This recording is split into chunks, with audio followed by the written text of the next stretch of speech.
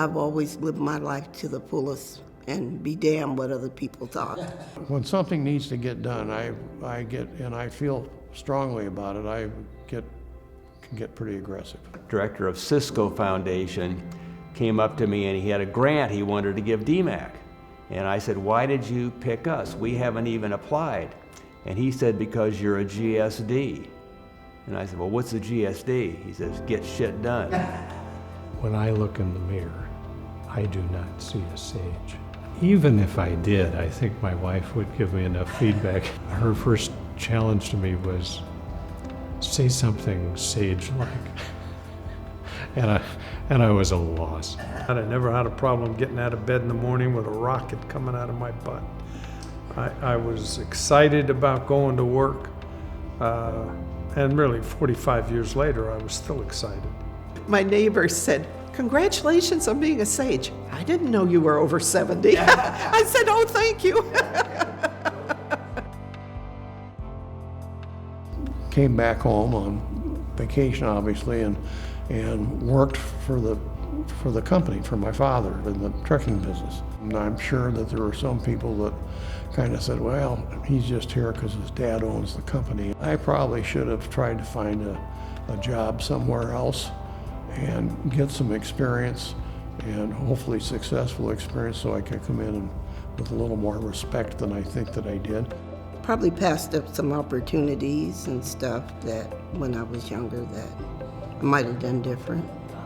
You know, I had a couple opportunities come forward to me to be able to leave Iowa, go places for jobs. Several times I did try to go off, just wasn't for me, and so I came back home. In looking back, I can't tell you that I would change anything. I mean, I've had a great life. My goodness, I grew up in a 2-bedroom apartment in the Bronx, New York, with a mom and dad sleeping on the bed in the living room. And to come to Iowa with a 61 Chevy, $300 in my pocket, to be able to have accomplished the things that I did, don't look back, you're not going that way. This may sound funny given my background of having taken care of babies for 25 years, but I wish, in hindsight, that I had known more about the challenges of aging. I think it would have made me a better listener and more compassionate toward my elders.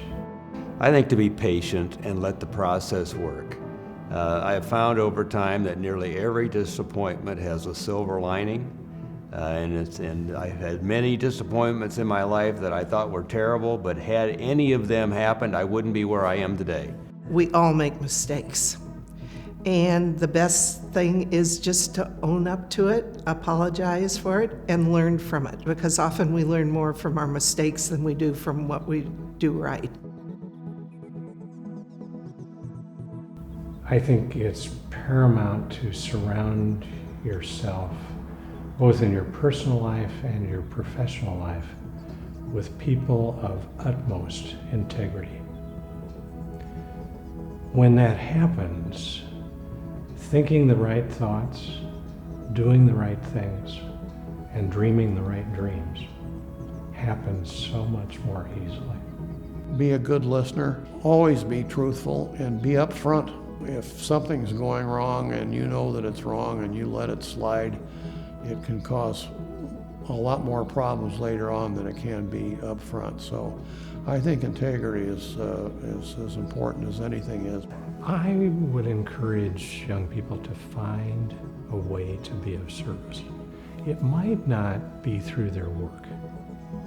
And I totally understand that sometimes work is work, but find outside sources where you can be of service.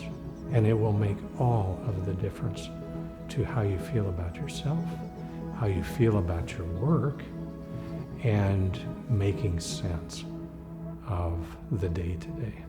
Never let money define me. Never let, money be an obstacle for anything that I wanted to do or that I wanted for my kids. I found a way to get that done. You're poor financially, but I have millions in life lessons, and once you become successful or whatever, always reach back and help that next person up. That's a good way to be, to give back. You've got to show up, and whether that's to organizations or churches or even in your own family, you've got to be present to win. And once you get involved with something you're passionate about, a lot of great things happen. Always be honest, and always look for the good in people. Look for areas in which we're similar rather than the areas in which we're different, and look to see how we can work together to get to the end that we all want to be. There was a no-quit attitude on my part. But I also knew you could only juggle so many balls. And I had a great ability to identify the bad balls and let them drop. I also learned as a kid, riding the trains in New York, when you're on the wrong train, get off. Don't stay on that train.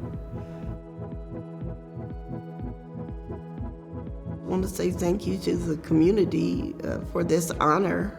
My mother and Evelyn Davis and all those ladies that I worked with as a young woman would be very proud of where I'm at today.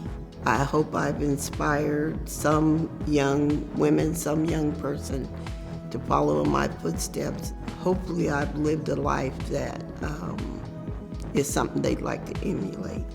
I feel pretty good about it. You work under the radar, and every now and then you get caught.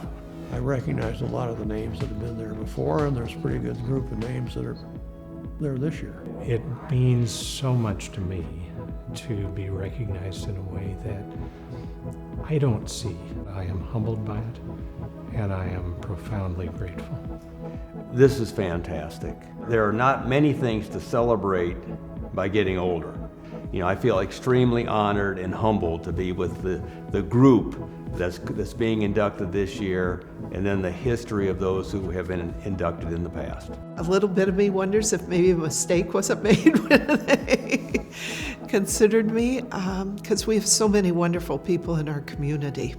I was really touched to see what difference people thought that I had made in their lives and in our community's lives. And that meant an awful lot to me. There's only a select few that get picked. I think it's pretty special.